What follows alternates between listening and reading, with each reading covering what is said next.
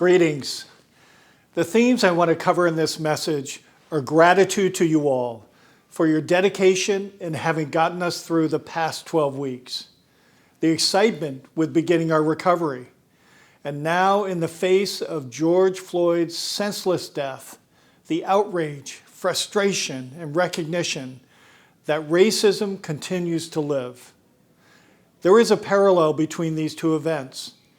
They test the foundation of who we are personally and institutionally. We have met the worst of the challenges of COVID with a commitment to our patients, our team's safety, security, and continued employment. We're beginning the long road to recovery. We're cleaning Zone 91 and preparing to return it to service as the Cardiac Stroke Center.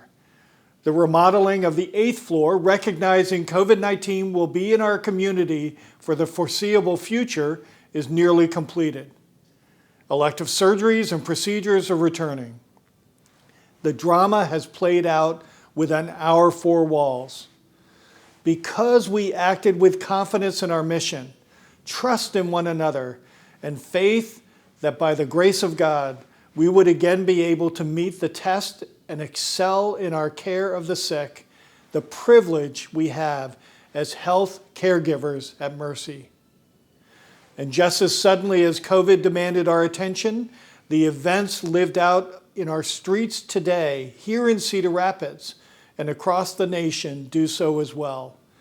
We are witness to the anger and disillusionment that comes with living lives in fear, intimidation, and disrespect. In conversations this week with two African American leaders at Mercy, I heard of their day in and day out experience. Fortunately, not so much here, that due to the difference in their skin color, there is an ever-present vulnerability to unwanted intrusions and disrespect, a fear that I have not and likely will never know personally. Those feeling vulnerable include immigrants that live on pins and needles, that they or members of their family may lose their visa status and be required to leave. This is not new. It has persisted for centuries. These are our fellow caregivers, nurses, doctors in our Mercy community.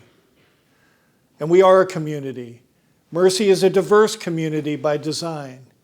We believe we are stronger in our diversity. Mercy is rooted in a commitment to justice and our I Care values. Together, we must reaffirm our stand that racism, disrespect, injustice will not live here. This requires understanding, empathy, tolerance of differences, and when presented with moments like this, action. Yes, we have worked at this over the years, but I have to ask, has it been enough? Are we engaged in all that we could or should be doing? Now more than ever, I encourage us to embrace our diversity and the diverse among us. We are working our way through phases in our next response to COVID. Recovering and rebuilding. This last phase promises to require a change, to demand yet more of us, cause us to reboot, reevaluate, and reimagine Mercy. When so much is in play and at stake, we are wise to rely upon the elements over which we have control, adherence to our mission, our commitment to the Mercy touch, and our values. This then brings me to my final point. Mercy exists because of a commitment, a movement of extraordinary women. Catherine McCauley and all who followed.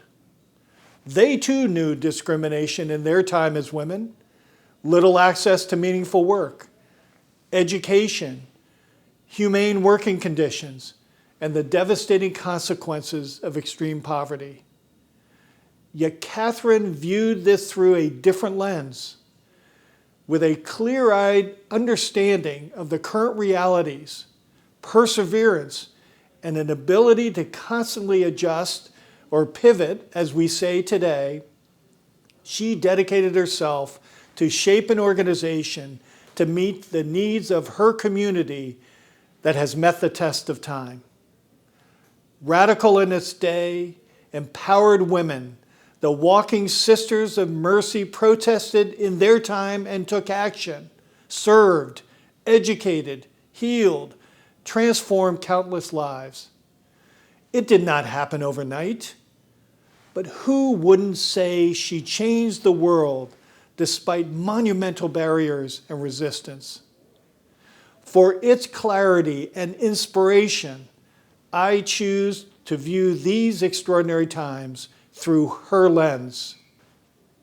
As we address recovering and reimagining, I have asked Sister Susan to organize a mid-year period of mission reflection, recognition, and dialogue. This will occur later this month. The structure of this week will allow us to hear more from and celebrate the exceptional dedication of those on our front line, providing for our most ill from COVID. We will also address our commitment to diversity and equity. This focused observance is imperative because the ongoing impact of the pandemic will be most felt by the fragile among us. We see the evidence of this in our streets. We see it in the unemployed. We see it in the increase in substance abuse, domestic abuse, and suicide. We see it in the need for food security. We see it in the use of our very own Employee Emergency Fund. We see it in the face of our COVID patients surely to be in our care.